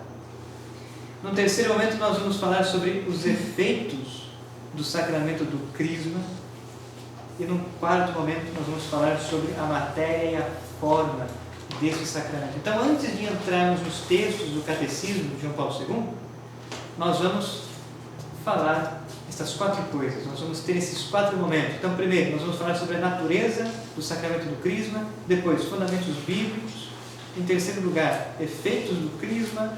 Em quarto lugar, matéria e forma deste sacramento. Pois bem. E para falarmos então sobre a natureza, ou seja, o que é o sacramento do crisma, nós vamos recorrer a um texto de São Pio X em seu catecismo, o Catecismo Maior de São Pio X. Esse é o texto que foi posto hoje no Drive, dentro da pasta do curso sobre os sacramentos, está lá em PDF, para quem depois quiser consultar. Falemos então sobre a natureza, o que é o sacramento da confirmação. Diz então São Pio X. É o parágrafo 575. A confirmação ou crisma é um sacramento que nos dá o Espírito Santo. O sacramento que nos dá o Espírito Santo. Terceira pessoa da Santíssima Trindade. Imprime na nossa alma o caráter de soldados de Cristo, diz São Pio X. Ou seja, pelo crisma, nós nos tornamos soldados. Soldados para defender a fé. Com a nossa vida, com nossas atitudes, com nossas palavras. Nos tornamos soldados para anunciar a fé. Portanto, a missão, o apostolado, ou o caráter apostólico da nossa vida cristã está vinculada e dependente do crisma. Anunciar a Cristo com a vida e com a voz. Há duas maneiras de anunciar a Cristo. É importante dizer isso. Há como anunciar Cristo com a vida, porque talvez muitas pessoas que estão no mundo só vão ter um evangelho para ler. Serão as nossas atitudes, serão as nossas ações, o que fazemos, o como vivemos. Nós podemos dar testemunho da verdade com as nossas atitudes, ou nós podemos dar um contra-testemunho tremendo, que pode fazer as pessoas perderem a sua fé. Isso nós, os padres, os bispos, enfim. Uma vez, São Francisco de Assis disse aos seus confrades: vamos evangelizar. E aí, 2, 3, 4 confrades saíram com São Francisco pensando que iam fazer o quê? Que iam se colocar no meio da praça e começaram a pregar o Evangelho, né? São Francisco os conduziu até a praça, deram uma volta pela cidade e voltaram ao convento. E os irmãos disseram para São Francisco: peraí, a gente não ia evangelizar? Ué, acabamos de fazer? Né? Somos cristãos? E aí, é claro, envergando o hábito religioso, mas também dando testemunho, era isso que São Francisco queria dizer. Nossas ações precisam dar testemunho de Cristo, por onde quer que nós passemos. Então essa é uma maneira de anunciar a Cristo. E a segunda maneira são as palavras, o anúncio, efetivamente. Então o crisma é um sacramento que nos dá o Espírito Santo e imprime na nossa alma o caráter de soldados de Cristo e nos faz perfeitos cristãos. Por isso que o sacramento do crisma completa a graça batismal. Completa a graça batismal. Durante muitos séculos na história da Igreja, e ainda hoje na Igreja de Rito Oriental, o sacramento do crisma é dado logo depois que a pessoa é batizada. Quer para as crianças, que já são batizadas enquanto crianças, já recebem também o crisma, quer os adultos, que já recebem batismo, crisma e primeira Eucaristia numa mesma celebração. A Igreja de Rito Ocidental, a Igreja de Rito Romano, decidiu separar, porque de fato são dois sacramentos distintos, quer quando são recebidos na mesma celebração, quer quando são recebidos em celebrações distintas. São dois sacramentos distintos. A Igreja de Rito Romano decidiu separar. Então, normalmente, habitualmente, as crianças são batizadas enquanto crianças, bebês. Depois, quando crescem, farão uma primeira catequese de primeira Eucaristia. Isso lá pelos seus 6, 7, 8 anos, quando começa a idade da razão. No final da catequese vão se confessar, vão comungar. Depois, lá com os seus 13, 15 anos, farão uma catequese em preparação para o crisma. Porque a Igreja de rito romano quer dar que sentido ao crisma? É um rito de confirmação. Ou seja, o sujeito agora, ele, por ele mesmo, escolhe viver a fé. Outrora, os pais e padrinhos escolheram batizar aquela criança na fé da Igreja. Agora é o sujeito ele mesmo, quem decide, quem escolhe, quem deseja e quer e expressa o seu querer pedindo o crisma, porque ele decidiu viver a fé e anunciar. Então esse é o sentido na Igreja de rito romano de desvincular o sacramento do outro e em outro momento da vida, da história de salvação pessoal, conferir então o sacramento do crisma. Mas nós podemos ir também ao Catecismo Romano, que é este aqui. O Catecismo Romano é o catecismo promulgado no pontificado de São Pio V, ou seja, no Concílio de Trento, isso é século XVI. Então nós temos aqui o Catecismo de João Paulo II, século XX. Nós temos aqui o Catecismo de São Pio X, século XX. Nós temos aqui um Catecismo do século XVI, Concílio de Trento, que diz o seguinte: ao começar pela explicação do nome, deve ensinar-se que a Igreja lhe chama confirmação. Então veja, desde os primeiros séculos, a Igreja chama este sacramento de confirmação ou de crisma. Desde os primeiros séculos, a Igreja entende que é um sacramento distinto do batismo, embora estão muito associados, porque a confirmação, o crisma, completa o batismo. Em que sentido? Já veremos. Então, deve ensinar-se que a Igreja lhe chama confirmação, porque no momento em que o bispo unge com o santo crisma, pronunciando a fórmula solene, eu te marco com o sinal da cruz e confirmo-te com o crisma da salvação, em nome do Pai, do Filho e do Espírito Santo. E por aqui nós já percebemos que o ministro ordinário do sacramento do crisma é o senhor bispo. Lembrando que o episcopado, a anunciatura apostólica, o arcebispado, o cardinalício são cargos dentro da igreja, mas todos são bispos. O bispo tem a plenitude do sacerdócio de Cristo. O padre, o presbítero, o sacerdote, ele tem o sacerdócio de Cristo em dependência do bispo. Mas o bispo tem a plenitude do sacerdócio de Cristo. Por isso o ministro ordinário do sacramento do crisma é o apóstolo, é o senhor bispo.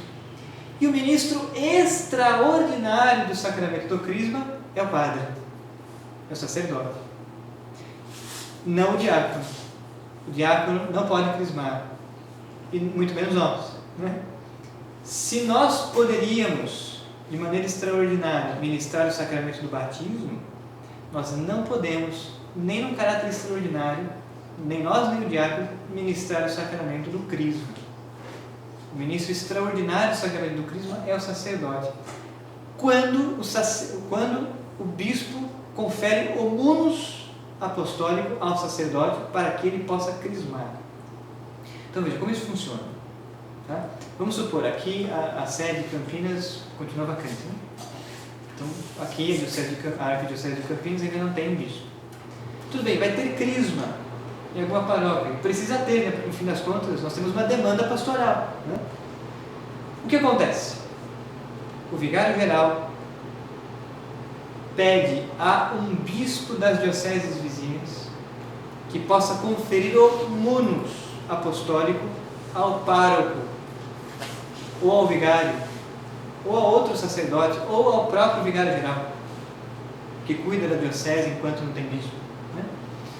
Então esse padre vai se encontrar com o bispo de outra diocese e o bispo dessa outra diocese vai rezar sobre ele, impondo-lhe as mãos, conferindo-lhe o munus para ministrar, e aí o bispo pode conferir-lhe a faculdade de ministrar 1, 2, 3, 4, 5 celebrações do crisma.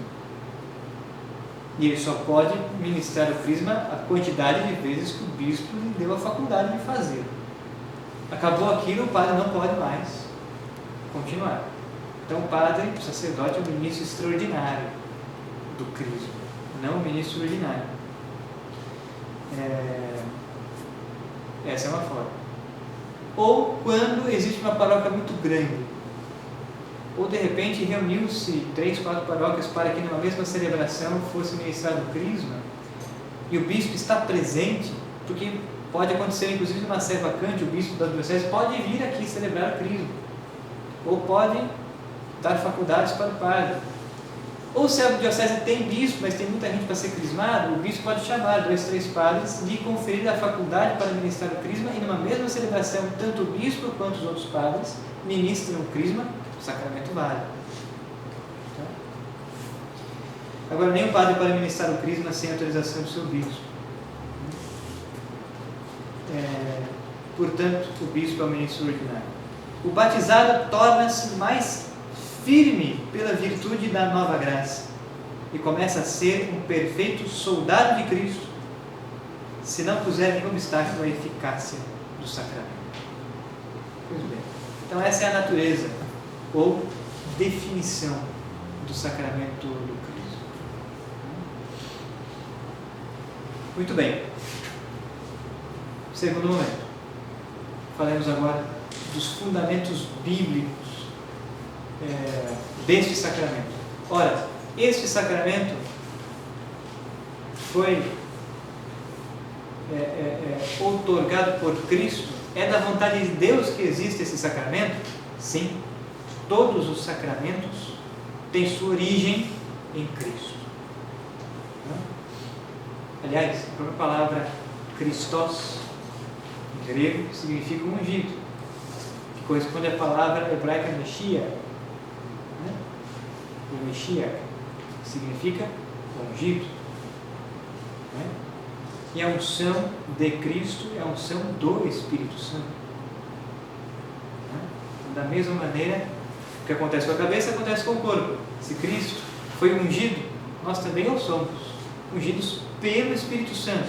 Se Cristo foi pleno do Espírito Santo, dos dons do Espírito Santo, nós também podemos ser. O que acontece com a cabeça, acontece conosco. E de duas formas o sacramento do crisma nos confere o Espírito Santo. O sacramento do batismo e o sacramento do crisma nos confere o Espírito Santo. Qual é a diferença então? Ora, no sacramento do batismo nós nos tornamos templos do Espírito Santo. O Espírito de Deus habita em nós, porque somos filhos do Filho Cristo Jesus. Isso é graça incriada. O que é graça incriada? Graça incriada é quando Deus se dá a nós. Deus é incriado, ou seja, Deus é eterno. Deus não foi criado. Deus é incriado, Deus é eterno. Que é graça incriada? Graça incriada é quando Deus se dá a nós. Então, antes do batismo, Deus não habitava quanto a graça na alma, na vida interior daquela criança. Já falamos sobre isso, né? Deus estava presente de que maneira? Ontológica, apenas, lhe sustentando no ser. Agora, quando o sujeito é batizado, quer criança, quer adulto, Deus lhe dá uma graça incriada. Deus se dá, o Espírito Santo vem morar na alma, na vida interior daquela pessoa. Quanto à graça, Deus está presente. Por isso que nós nos tornamos templos do Espírito Santo. E aí São Paulo aos Romanos vai dizer: tomarei os membros de Cristo, tomarei o templo do Espírito Santo que somos nós, e com esses membros pecarei. Por isso que quando nós pecamos, nós ofendemos a Deus. Porque quando nós pecamos, nós destruímos a imagem de Deus e a semelhança de Deus que há em nós. Cristo, Deus habita em nós. O Espírito Santo habita em nós, somos templos do Espírito Santo. Tomarei então os membros de Cristo, o templo do Espírito Santo, para aplicá-los a uma vida de pecado? Pense nos nossos pecados como um sujeito que entrou na igreja e foi até o sacrário e pichou o sacrário. Quem não acharia essa atitude horrorosa? Olha, nós fazemos isso cada vez que nós cometemos um pecado mortal. Tomamos dos membros de Cristo, que somos nós, membros que Deus nos deu para que pudéssemos glorificá-lo, e nós não glorificamos a Deus pelo pecado, sobretudo pecado mortal, glorificamos a Satanás pelo pecado mortal. E deformamos a imagem e semelhança de Deus em nós. Pois bem, então é graça incriada. Só que pelo sacramento do crisma, além da graça incriada, nós recebemos os dons do Espírito Santo, os dons ordinários do Espírito Santo, que são graça criada. Graça criada, essa é a diferença. Então, pelo sacramento do crisma, Deus nos confere os dons ordinários do Espírito Santo. Lembrando que os dons ordinários do Espírito Santo não são os únicos dons do Espírito Santo. Além dos dons ordinários, nós temos os dons místicos extraordinários, nós temos as graças de estado de vida e nós temos os carismas, que Deus não confere a todos. Por quê? Porque estão ordenados a uma missão, a um apostolado. Mas Deus confere a todos os dons ordinários do Espírito Santo, que são os mais importantes, porque estão voltados, têm como fim, têm como finalidade a nossa salvação. E ninguém que trabalha pela sua própria salvação vai conseguir trabalhar pela salvação do próximo. Não é? Se nós não estamos em intimidade com Deus, se nós não trabalhamos pela nossa salvação, é inútil trabalhar pela salvação do próximo. Você tem que salvar a sua alma primeiro. Não é? Porque senão o cano vai estar entupido. Entende isso? E o cano entupido não faz chegar a água a lugar nenhum. Então, trabalhemos pela nossa salvação primeiro. Não é? Você está se afogando para salvar o outro. Exatamente. O sujeito está no pecado mortal, em desespero, e quer salvar quem está do seu lado. Pense em alguém que está se afogando. É impossível salvar o outro, porque você precisa ser salvo primeiro, para depois resgatar os outros. Né? Então é preciso sair do pecado mortal. Professor, tem uma classificação aí do pecado? Eu não sei muito do pecado mortal. Tem. Você vai falar sobre isso? Vamos. Quando nós entrarmos no sacramento da penitência, nós vamos tocar nesse ponto. E nós vamos demandar mais tempo com o sacramento da penitência do que com o sacramento do crisma. Pois bem, os dois fundamentos bíblicos então que eu queria apontar para falar do crisma são os seguintes: Atos dos Apóstolos, capítulo 2, versículos de 1 a 4. Eu ia pôr na luz, mas eu esqueci o pincel à toa. Então, primeiro fundamento bíblico, dentre os muitos que poderíamos citar, Atos 2, de 1 a 4. E o segundo fundamento bíblico que nós podemos citar está no Antigo Testamento, o profeta Isaías, capítulo 11, versículos de 1 a 3. Dois fundamentos bíblicos. Isaías 11, de 1 a 3. São os dois únicos fundamentos bíblicos que nós vamos ler em aula. Então, nós vamos ler primeiro Atos 2, de 1 a 4. O que os Atos dos Apóstolos estão narrando aqui? Pentecostes. A graça de Pentecostes. A igreja que já havia nascido, a igreja que já havia nascido, quer porque Cristo reuniu os seus discípulos, os seus apóstolos, quer porque do lado aberto de Cristo jorrou sangue e água, sacramento do batismo e da Eucaristia, quer porque Cristo ordenou, depois de ressuscitado, que esses discípulos e apóstolos permanecessem unidos em oração. Mas agora a igreja, que já havia nascido, recebe o dom do Espírito Santo. para que pudesse se expandir, anunciar, pregar o Evangelho. Então vamos ler Atos 2, de 1 a 4. Diz o texto sagrado: Ao chegar o dia de Pentecostes, achavam-se todos eles reunidos no mesmo lugar. Veja, igreja, reunidos no mesmo lugar, o cenáculo.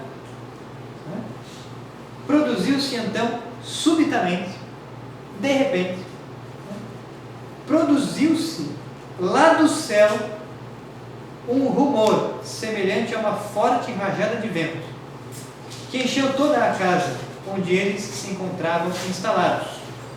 Então, qual é o primeiro sinal? Qual é a primeira epifania? Manifestação divina. A palavra epifania significa manifestação divina. Qual é a primeira epifania? A manifestação divina do consentimento, de que o Espírito Santo está sendo dado, o vento. O vento é o primeiro sinal. Sinal que manifesta a presença do Espírito Santo. Nessa epifania, que é um conjunto de eventos. Então, produziu-se, de repente, não foi uma tempestade que veio do nada, não foi uma tempestade que foi se formando, que foi vindo, nós percebemos que ia cair, né? Muita chuva como hoje. Não foi assim. Foi de repente. Não tinha nuvem nenhuma no céu, não tinha vento nenhum. De repente, subitamente, produziu-se lá do céu um rumor, um barulho, semelhante a uma forte rajada de vento que encheu toda a casa onde eles se encontravam instalados. E depois, apareceram-lhes línguas à maneira de fogo, que se iam dividindo, e pousou uma sobre cada um deles. Então veja, o Espírito Santo agora se tornou vento? Se uniu à matéria como uma forma se une à matéria? Não. O Espírito Santo agora se uniu ao fogo como a forma se une à matéria? Não. Diferente dessa epifania é a encarnação do Verbo. O Verbo de Deus, segunda pessoa da Trindade, se uniu à natureza humana. Mistério da encarnação. Não é isso que acontece aqui. O que acontece aqui é a terceira pessoa da Santíssima Trindade, o Espírito Santo, usando de elementos materiais como sinal da sua presença e da sua manifestação. Então o Espírito Santo usa da matéria, não se une à matéria como a forma se une à matéria. Está certo?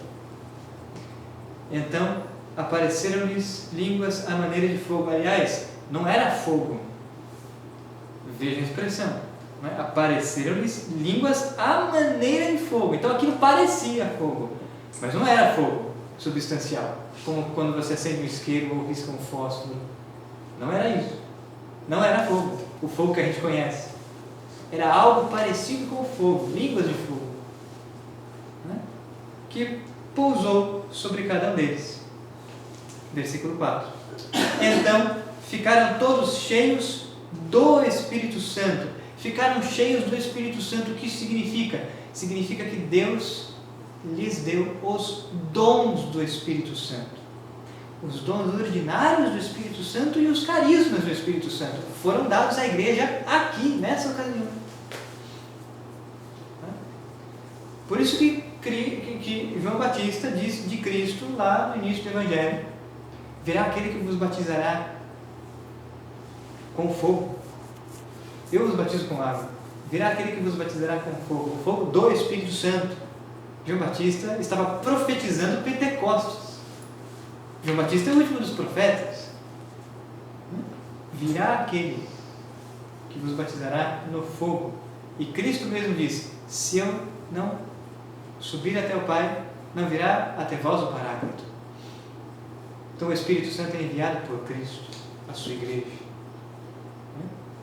Nessa ocasião, ficaram todos cheios do Espírito Santo e começaram a falar em outras línguas, consoante o Espírito lhes concedia se exprimirem. Aqui então é o milagre, o fenômeno da glossolalia, ou seja, os apóstolos pregavam o Evangelho, porque aqui a igreja começa a se expandir. O apóstolo Pedro sai com uma pregação, converte 3.000 pessoas. Nós fazemos 3.000 pregações, às vezes não convertemos ninguém, não é? Mas Pedro uma única pregação converteu 3.000 pessoas. E os apóstolos começaram a pregar o Evangelho na sua língua, em aramaico, em hebraico. Mas a festa de Pentecostes corresponde à festa judaica das tendas, 50 dias depois da Páscoa. E por ocasião da festa das tendas estavam em Jerusalém judeus vindos de todos os cantos, de todos os lugares da terra, de Alexandria, do Egito, da Grécia, enfim, de Roma e de outros lugares, judeus da diáspora que falavam outras línguas, grego, E latim. onde que foi geograficamente? Jerusalém. E aí o que acontece? Estes homens vindos de outros lugares que não falavam mais hebraico ou aramaico, os apóstolos pregavam em hebraico e aramaico e eles entendiam a mensagem. Ou seja, um milagre. O primeiro milagre foi o som, o ruído do vento. O segundo milagre foi as línguas de fogo. O terceiro milagre, esse fenômeno. Aí já é uma segunda epifania? Não, é tudo a mesma. Junto. São os sinais que constituem a mesma manifestação divina do derramamento do Espírito Santo. Ora, isto que aconteceu em Pentecostes acontece cada vez que uma pessoa é crismada. Deus lhes dá a graça, os dons do Espírito Santo, para quê? Para que ela anuncie o Evangelho. Se torne soldado de Cristo, acabamos de ler. Defenda a sua fé, anuncie a fé, viva a fé intensamente e lute pela santidade. Por quê? Porque não somos nós que convertemos ninguém. Não somos nós. Quem é capaz de converter os corações é o Espírito Santo. Aquele que é capaz de converter os corações é Deus, a graça de Deus. Nós somos instrumentos da graça de Deus quando pregamos. Nós somos instrumentos da graça de Deus quando evangelizamos. Por isso, volto a dizer, aquilo que eu afirmava antes. Se o canto é entupido, se o instrumento está quebrado, a graça de Deus não vai agir. Então, primeiro é preciso que nós nos convertamos, saiamos do pecado mortal habitual para que possamos ser instrumentos eficazes do Evangelho, da salvação das almas. Porque é para isso que nós devemos trabalhar sobretudo pela glória de Deus e pela salvação das almas. Essa é a nossa missão. Por isso somos sacerdotes, profetas e reis. Devemos trabalhar incansavelmente pela glória de Deus e pela salvação das almas. E a segunda citação bíblica para falarmos do crisma está em Isaías, capítulo 11, versículo de 1 a 3. Só mais uma pergunta. Essas manifestações do Espírito Santo, chama de fogo, diversas línguas, tem alguma referência aos 7 dons? Por exemplo, as línguas, entraria no que? Ciência. Ciência? Então, quando as línguas se dividem e pousam sobre cada um deles, no cenáculo havia certamente mais do que 7 pessoas. Os apóstolos já eram 11. Depois foi eleito Matias, 12. Mas havia mais gente no cenáculo. Havia o grupo dos apóstolos e havia o grupo dos discípulos. Havia a Virgem Maria também estava no cenáculo. A Virgem Maria recebe o Espírito Santo, os dons do Espírito Santo. A Virgem Maria cresce na graça ao longo da sua vida. Então, quando as línguas de fogo se dividem, isso significa o quê? Que os dons do Espírito Santo são múltiplos, são vários, e não são apenas 7, são mais. Mas os 7 foram aqueles que as Sagradas Escrituras nos deram a conhecer. Mas os dons do Espírito Santo são mais que estes. Você não tem analogia assim, o fogo entra aqui, Um dom para cada um? O dom de Isso? falar entra. Não, veja. Por isso que os dons do Espírito Santo são diferentes dos carismas. Dom e carisma em grego tem a mesma raiz, caris. Qual é a diferença? Caris, dom, graça, significa aquele que Deus dá a todos. Então, todos nós, todos os batizados e crismados receberam os dons ordinários do Espírito Santo. Todos.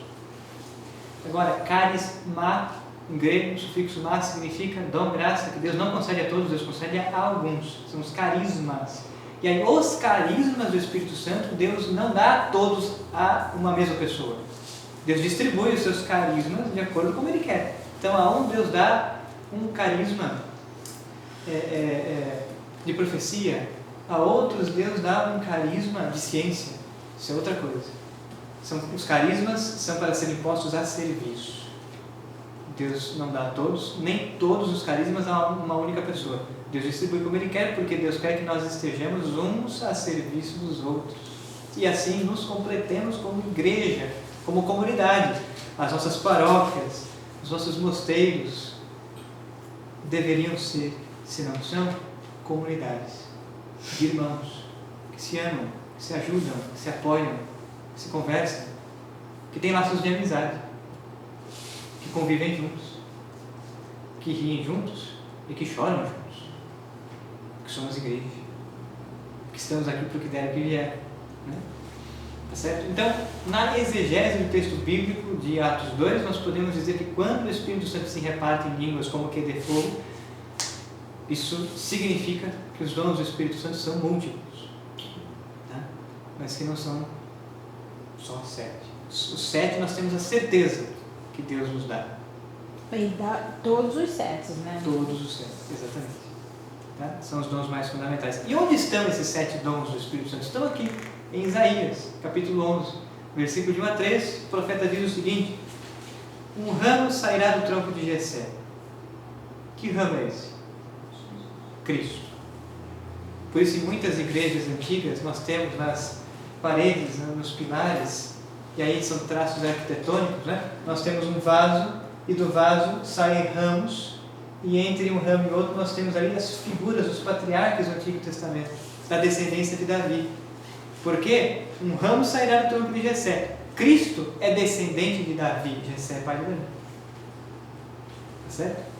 A árvore genealógica. Tá? Então, um ramo sairá do tronco de Jessé. Cristo. Tá? Um rebento brotará de suas raízes, da descendência de Davi. Sobre ele, sobre o Cristo, repousará o Espírito de Yahvé, o Espírito Santo, o Espírito de Deus, o Espírito de Yahvé, o Espírito do Senhor. Por isso o dogma trinitário também está presente no Antigo Testamento. Mas nós só vamos entender plenamente o Antigo Testamento se iluminá-lo com o Novo, né? Então, sobre ele, sobre o Cristo, repousará o Espírito do Senhor, o Espírito de Yahvé. Olha, o que acontece com a cabeça, acontece conosco. Se o Espírito Santo foi derramado sobre Cristo, o Espírito Santo será derramado sobre nós. Tá? Sobre ele, então, repousará o Espírito do Senhor, Espírito de sabedoria e inteligência. 2. Espírito de conselho e fortaleza. 4. Espírito de conhecimento e temor de Yahvé. 6. No temor de Yahvé estará a sua inspiração. Início do versículo 3, versículo 3a. Espera aí, tem 6 aqui.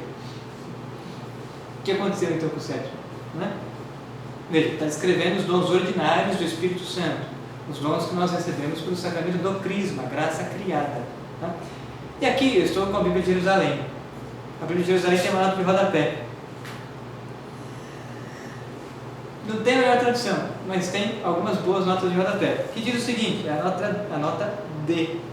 Veja, a nota de rodapé diz o seguinte: o Espírito profético confere ao Messias as virtudes eminentes de seus grandes antepassados, sabedoria e inteligência de Salomão, prudência e bravura de Davi, conhecimento e temor de Yahvé, dos patriarcas e dos profetas, Moisés, Jacó e Abraão. A enumeração desses dons pela Septenta e pela Vulgata acrescentam a piedade por desdobramento do temor de Yahvé. Tornou-se a nossa lista dos 7 dons do Espírito Santo. Então, esta tradução do Antigo Testamento, contida na Bíblia de Jerusalém, é do hebraico. Mas na exegese feita pela tradução da Vulgata, foi feita por São Jerônimo, no século V, e a tradução dos 70, a tradução que a tradição judaica diz ter sido feita pelos 70 anciãos, no século 3 a.C., que traduziu a Bíblia hebraica, o Antigo Testamento do hebraico para o grego, por desdobramento do dom do temor, nos apresenta o dom da piedade. Então veja, se você for a Vulgata está em latim. É a Bíblia que São Jerônimo traduziu do hebraico e do grego para o latim. Se você for a Vulgata, no mesmo texto de Isaías 11, e ler esses versículos, é o versículo 2. Spiritus sapientiae et intellectus, Spiritus concili et fortitudinis, Spiritus sapientiae et pietatis, et replebit eium spiritus timoris domini. Então aqui nós temos o dom da piedade, né?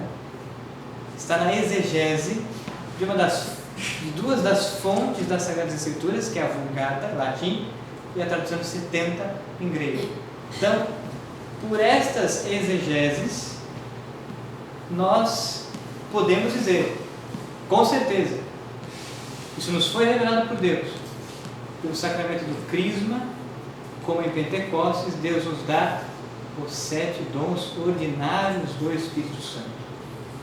Deus nos confere essa graça criada, os dons do Espírito Santo, o temor, a fortaleza, a piedade, o conselho, a ciência e o entendimento.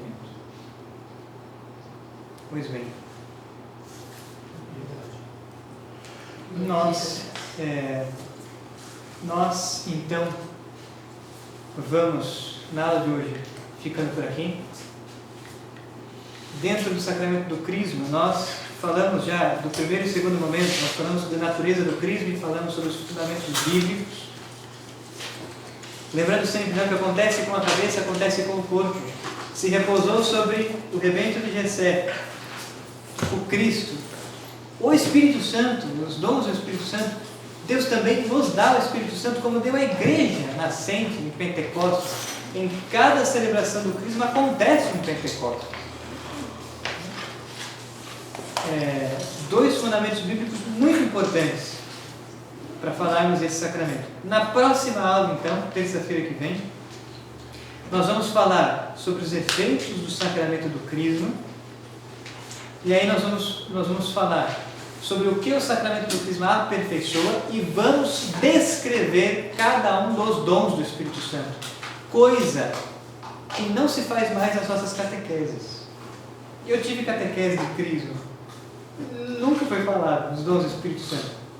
Talvez em alguns lugares se fale, e é necessário que se fale, porque aqui é o coração da catequese, os dons do Espírito Santo. Mas para se falar dos dons, primeiro se precisa crer, ter fé na ação da graça, né? Então nós vamos descrever, nós vamos falar o que são cada um dos dons do Espírito Santo. Para fazer isso eu vou usar esse livro, É Grande Desconhecido, né? O Espírito Santo e os seus dons. Esse livro é do Padre Antônio Rui Marim, foi publicado pela BAC, Biblioteca de Autores Cristianos, uma editora da Espanha. Nós temos esse livro traduzido em português pela editora Eclésia, que traz o mesmo título. Mas se formos aos originais, isso é melhor. Então nós vamos extrair daqui, eu vou traduzir para nós as definições dos 7 dons do Espírito Santo. Vou colocar isso no drive para a próxima aula. Nós vamos usar então para Antônio Rui Marim, outro grande teólogo do século XX. Faremos isso, e no quarto momento, na próxima aula, falaremos sobre matéria e forma do sacramento do Crisma, e aí sim nós entraremos nos textos do Catecismo. Então quem quiser, quem puder ler esse texto, o sacramento da confirmação começa a ser explicado pelo Catecismo de João Paulo II, no parágrafo 1285, e termina de ser explicado no parágrafo 1314. Isso não é muito, isto é 4 páginas, tá? Então leiam, quem puder, quem quiser. Depois de discorrermos sobre esses 4 pontos, nós vamos vir para cá e pensarmos alguns parágrafos do Catecismo. 1285, 1814. Isso. É isso. Obrigado mais uma vez pela presença de todos vocês. Que Deus nos ajude a trilharmos esse caminho de santidade e sermos bons cristãos. Nos encontramos então na próxima aula. Eu estarei aqui para possíveis perguntas ou observações. E é isso.